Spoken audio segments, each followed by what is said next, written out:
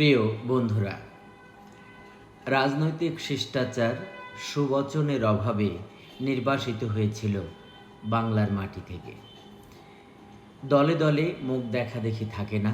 এক দল ক্ষমতায় গেলে আর এক দলকে নিষ্পেষিত করে এবং তারা মনে করে যারা ক্ষমতায় থাকে তারাই সঠিক আর বাকি সবাই বেঠিক।